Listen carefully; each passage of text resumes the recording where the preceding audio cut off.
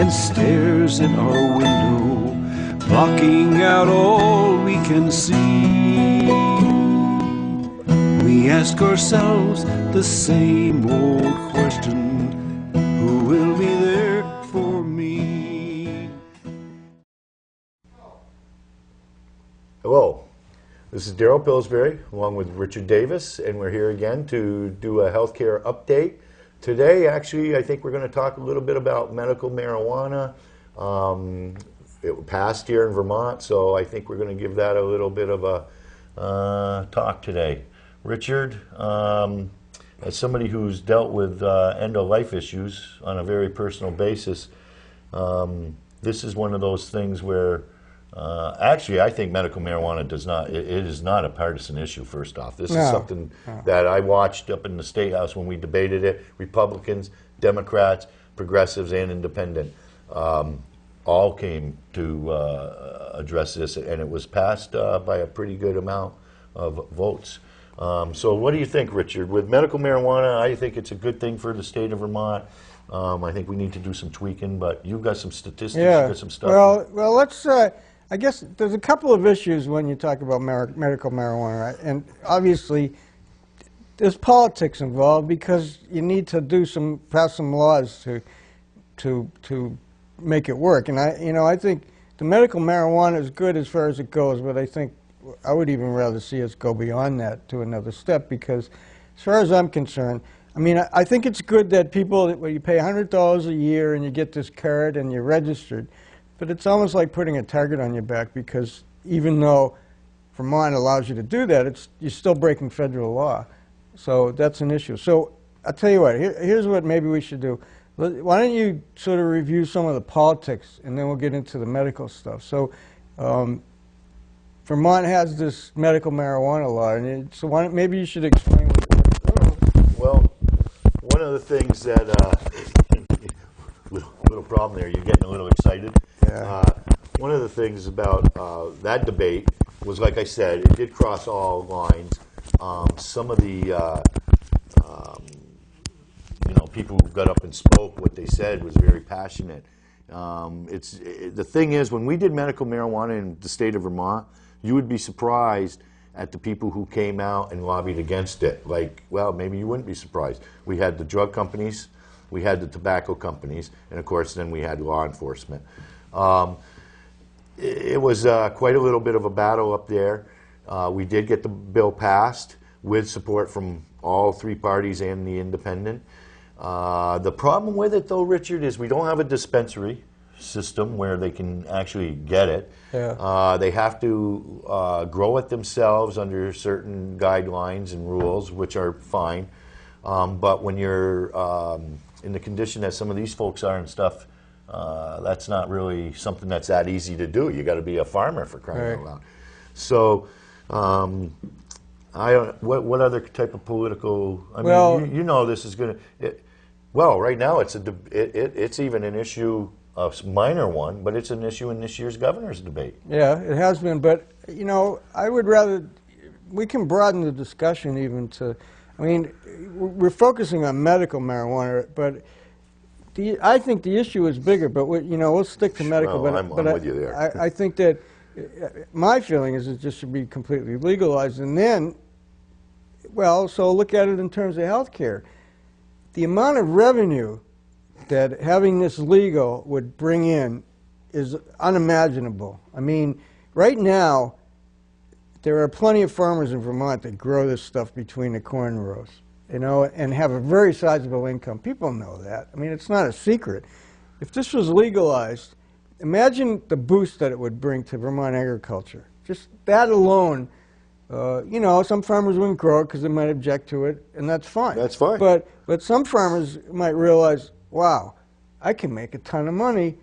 Maybe save my farm. Save my farm. That's been in the family forever. Talk about diversification. It doesn't get any better. Richard, they could do it without even going as far as what you and I would like to see, because I too would like to see marijuana be legalized. But another whole debate, and we'll probably be talking about that on another show. But I just, just by adding hemp if we would just let farmers grow the hemp. So what's in the state. argument against hemp? I What's that, a gateway to marijuana? Yeah, gateway to marijuana. But that was the argument for medical marijuana to begin with. As soon as we did medical marijuana, that's probably why we don't have the dispensaries yet, because, you know, they'll all be drug havens. So if somebody wants medical marijuana now, if they don't grow it, they have to find somebody they know that they can buy it on the street. So now they got to do it illegally anyway. It's really a mess. It's something that I think we really need to fix. I hope this session that the medical marijuana laws get tweaked. I'm hoping this session actually we either get a decriminalization bill or a legalization bill. But we're here to talk about marijuana and healthcare. Well, what about, while we're on that though, I want to know, you said something about dispensaries. There was a dispensary bill. Does the law allow for dispensaries? The Vermont law? We had to allow that. So is it there now? No, it went into the Senate the last session and was ordered to lie, which then the session ended. It is now done. So our bill is very hypocritical. The bill needs a lot of help. Because on the one hand it's saying you can do this, on the other hand it's illegal to do it. Yeah. Because you can't get the stuff legally. Right. Unless you legally grow it in your house under the guidelines that are given, which are, you know, you just have to have a room which is secured and, you know, it's not practical. Can't get to, but a lot of folks just can't do that. Sure, somebody with cancer or multiple sclerosis or chronic pain is like they can't deal with this. That's why they want it. No, you know? and so now, and a lot of these elderly folks, not even elderly folks, a lot of folks that are very sick do use marijuana. One of the reasons I feel the way I feel is my aunt many, many years ago, before I even really knew what marijuana was all about, to be honest with you, had esophagus cancer. She died, and it was a very ugly death. She couldn't eat and stuff like that. And I believe that marijuana would have helped her out tremendously. And the reason why is because that's what she did do to get her appetite and be able to eat. So that's how I knew. She felt awful doing it. It made her a bad person. Not that she was a bad person, but it made her feel like she was a bad person. It made it, you know, and inside that, feel like when you need all that, that's right. And when you're trying to do everything you need to make yourself better, health, mind, spirit, the whole 9 yards, that's just one of those things, folks, that I think we should block. So the next step, if we're going to take this to the next step, is that we need a dispensary bill? Jeanette White, if she's reelected, I'm sure we'll do it again. She was the lead sponsor in the Senate the last time. I'm sure she'll do it again. It did pass, I think, the committee. Well, yeah, it did pass the committee. Went to the Senate. But you have to make a new bill now, because it would have to start. They could use the same one and go again. All right. And hopefully something there will happen. But I just I think it's awful that we don't have a place where folks can, you know, get the drug. And like you said, this is my belief. And I've read enough articles on the money and how we can save it. The Lewin report from 10 years ago, and all not to mention law enforcement and the prison system. Yeah. We could save so much money by decriminalization or the legalization of this drug that we could probably help fund health care for all very significantly. And not only health care, but you know, the whole agriculture industry. The whole 9 yards. It's a major boost. Law enforcement, someone wouldn't have to worry about cutting the corrections budget anymore, you know. So, okay, while we're still on this, there's another question I have that it's not clear in my mind is, if there's a dispensary bill, where do dispensaries get this stuff from?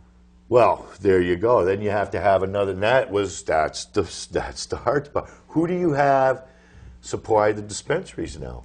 Okay? Like in California, everybody knows in Humboldt County in California, there's this incredible industry. Yeah. That's where the dispensaries get it, and yet the cops are cracking down on them constantly, but they're still selling it. So well, one of the things that I would like to see happen, and this was another one of Senator Jeanette White's ideas when we were talking about decriminalization of marijuana, and that is to have state compacts, because there's a ton of states out there right now that are talking about this, okay? And one of the law enforcement's big obstacles to allowing this is they say if, like in California, they're also having many, many problems there, okay, with crime and stuff. Oh, yeah, it's bad, because yeah. that's the spot where now they can go. If you had this in 14, 15 states, growing areas, scattered throughout the country, that would alleviate that, in my opinion. Oh. And I think that, you know, with the next bill, Vermont is going to have to try and do, you know, have spots or people, or maybe they could find a farmer. I'll bet you they could find a farmer. I don't think they have any trouble with that one. A volunteer raise their hand and say, hey, I'll grow you that stuff. Yeah. But that is another one of the problems. I believe this is an issue that needs to be addressed. It needs to be addressed for so many reasons. So let's say there was a dispensary like on Main Street in Brattleboro. There'd be this store, and you'd walk in with your card saying that you were entitled to medical marijuana, and then you could buy a certain amount. Yep. You can't buy too much. You can buy a certain amount, and then walk out of the store with your you know, medical marijuana. Yeah. Now the thing is if you got caught, of course, giving it away or selling it or something like that, you'd be breaking the law there. But too, a federal agent could could bust you as soon as you walk out the store. They could.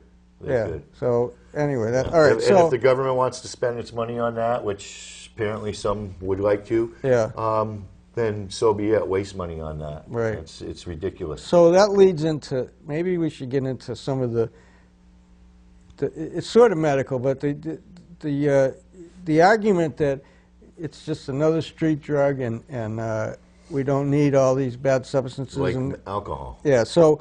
Oh, I'm glad you actually, if you want to get in there and talk about the medical, let's talk about... Okay. Let's compare... go ahead, go for it. The only way I can compare is by what I see. And I'm no doctor, but I've worked at Brattleboro Memorial Hospital for 25 years. Richard probably has seen a little more than I have, being that he's a registered nurse and has worked in the field for over 30 years. But from my experiences working at Brattleboro Hospital, what I've seen has been unbelievable as far as alcohol-related hits on the healthcare system are. Okay, let's talk about that. That costs us so much money. It is phenomenal. Since the beginning of the year, Brattleboro Memorial Hospital has had 7 underage kids come in with alcohol poisoning, okay? So they were in rough shape, and we took care of them.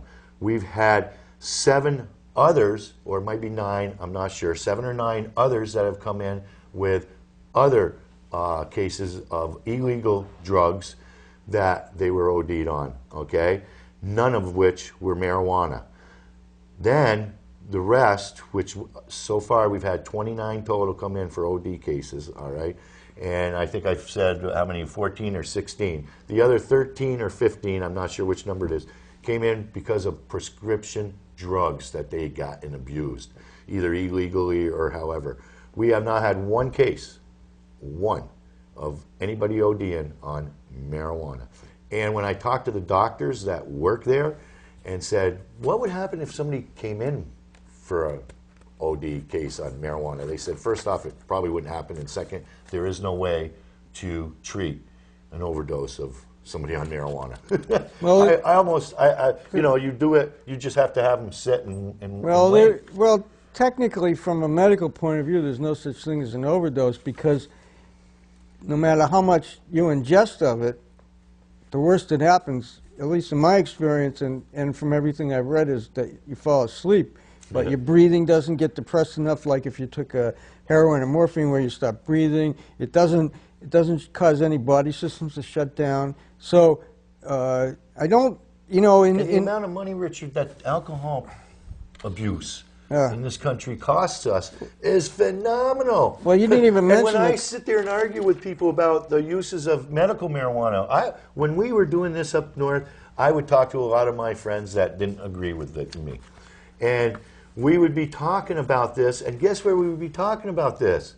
In the local bar up there. It was called the Thrush, now it's gone, but we'd be talking about it over drinks. And it just used to kill me. I mean, come on.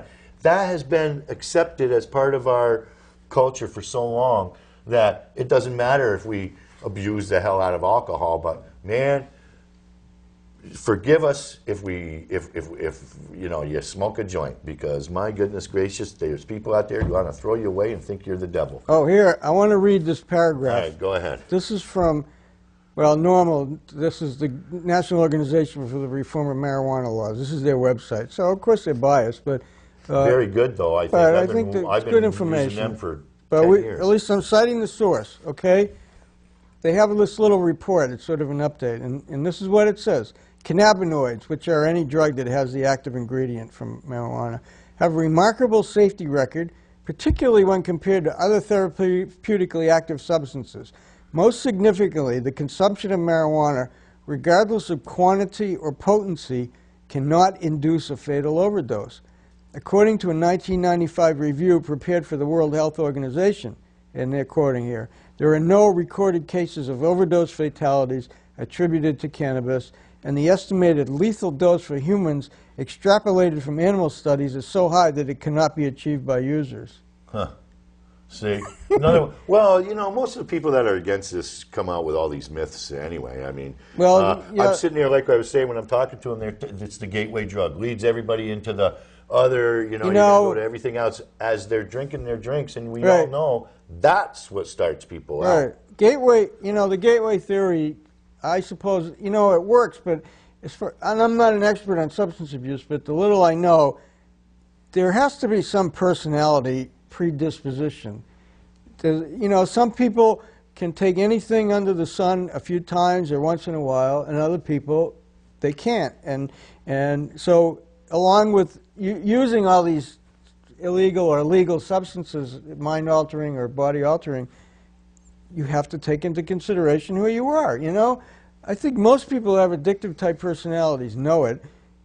That doesn't mean they can do anything about it. And so they get victimized by this, and that's a whole other issue. I don't know if I'm victimized, but I do. I have that personality. And if you know that you have it, so you have to be careful, and there's a reason I don't drink. Right. So now, but when it comes to marijuana, I just think the gateway theory is a bunch of crap. It is. I mean, it's I'm so true. sick of listening it's to true in a sense that you had to start somewhere. It's like, of course, some people just right away they'll do heroin or whatever. Some people start with heroin. No, but I'd be willing to bet most of them start with alcohol. Yeah, and nowadays probably alcohol and marijuana are equally in terms of school kids. That's pretty high up there.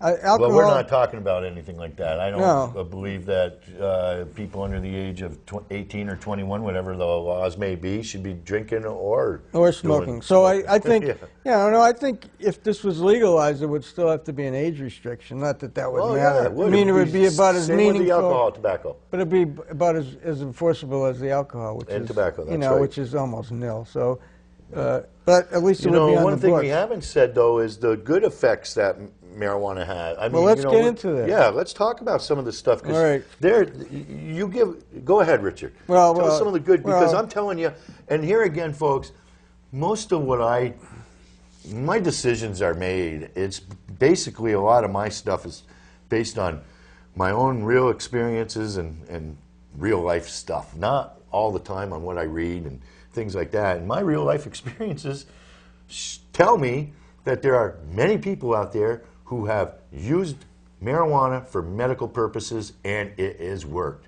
And not only that, with a lot of the stuff I have read and studies I have seen, which maybe Richard will get into some of that, there are statistics now that can prove that the drug does help in certain aspects. Well, and if you look at it like a drug, like you do, say, Vicodin or morphine or Demerol, any of those painkiller type drugs, one thing you need to look at when you talk about drugs is their profile of side effects and unintended consequences. Now, most of the other drugs that they say used for pain control, they have a lot of side effects. The opiates, constipation, and don't underestimate, that's a serious problem. And all kinds of, there's other sort of anxiety issues that can be related. Now, as far as marijuana goes, I wouldn't advocate smoking it. I mean, that's probably the most common way that people get it, but it's clearly indicated, some of the little bit of research that's been done indicates that no matter what you smoke, it's bad for your lungs. That's right. I mean, that's the heat from the smoke. That's a and given. it might not have nicotine, but it's not good for your lungs. Marijuana just happens to be a substance that can be baked into food. So I personally, that would be my preference to cut down on the side effects for people is to. Well, there's another new way too. Oh. That's the vaporizers. Oh, okay. They use just the air vapor, which cuts down on all that other stuff too, and is supposedly supposed to be a little bit healthier. But it's still. So for medical purposes, I could see somebody with their vaporizer there, and there you go. But and there are, for a number of years, there have been drugs made by the pharmaceutical industry, a drug called Marinol and some other, and you get it in pill form. Mimic. Everybody I know that has taken those pills didn't like them, you know, because it's hard to control the dosage, and that's one of the reasons why people smoke it, is they say they can control the dosage better than if they eat something or take a pill.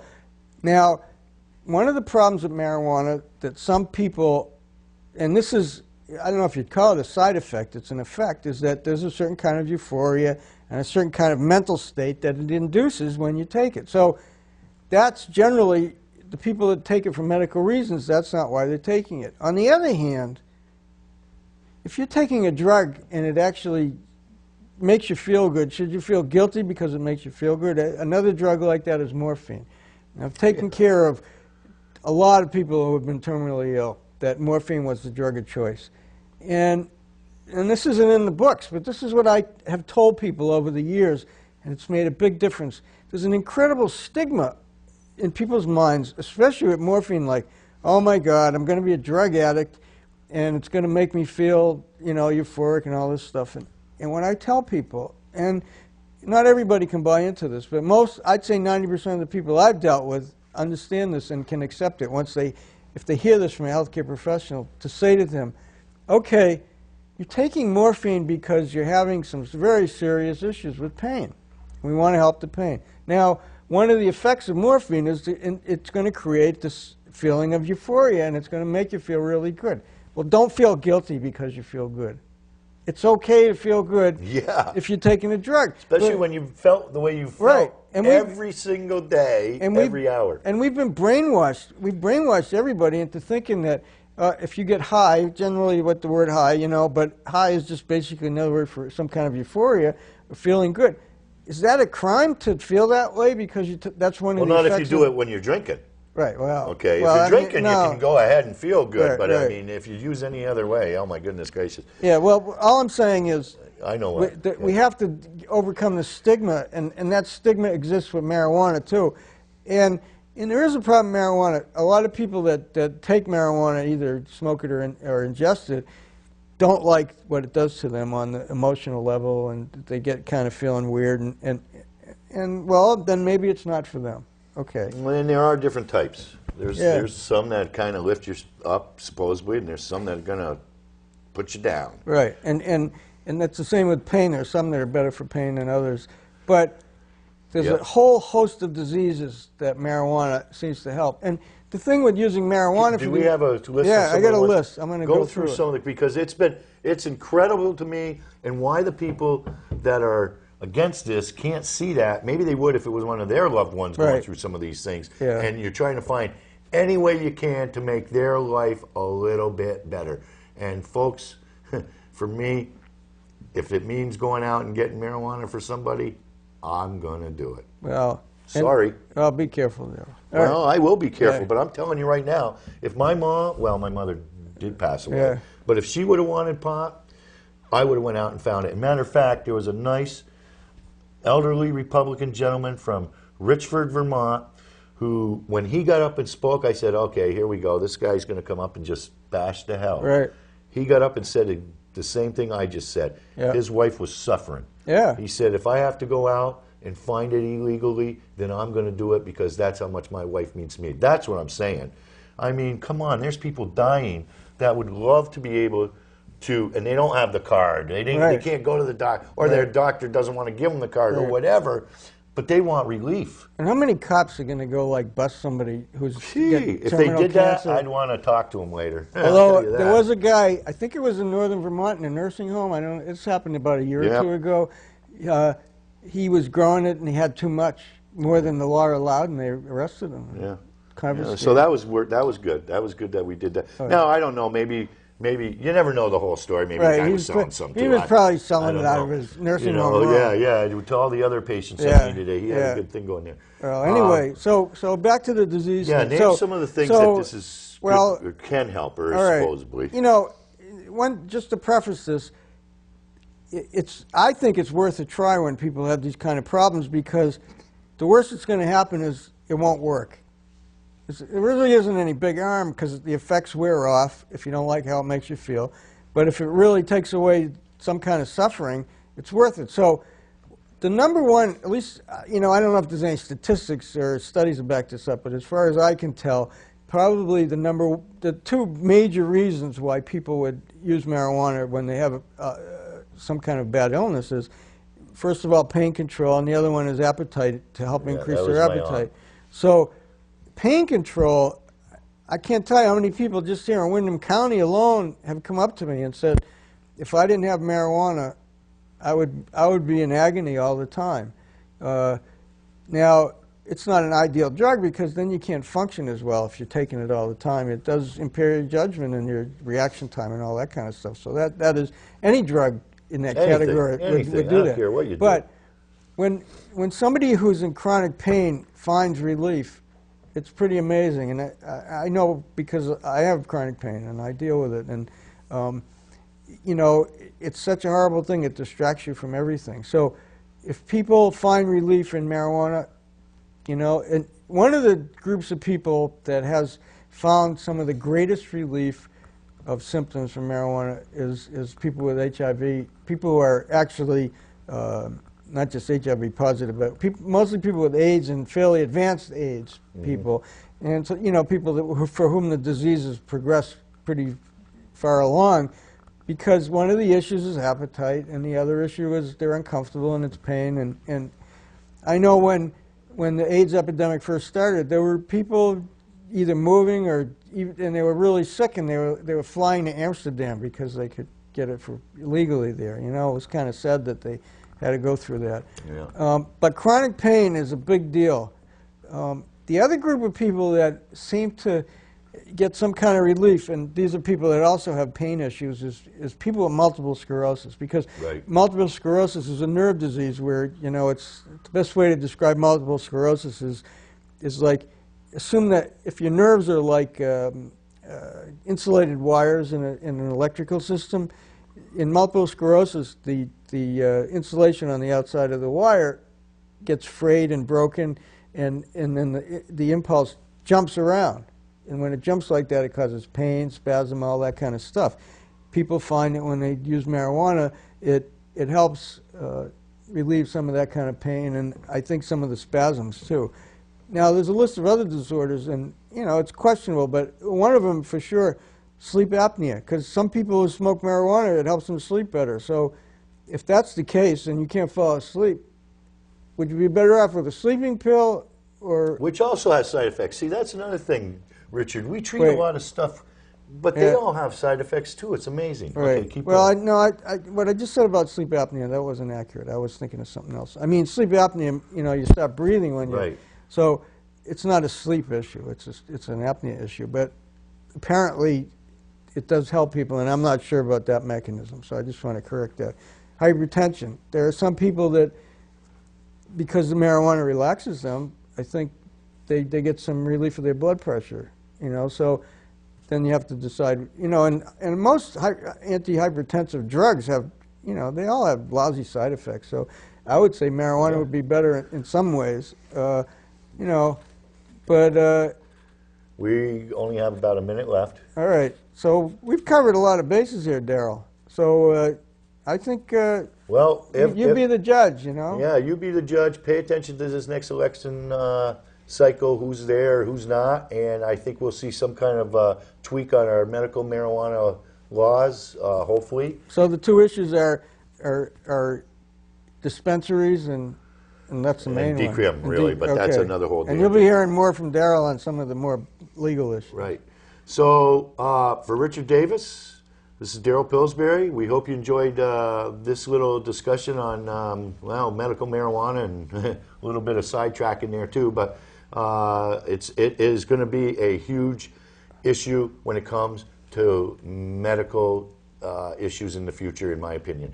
So anyway, thanks for watching us. This has been Healthcare Update with both Richard Davis and Daryl Pillsbury. See you next time.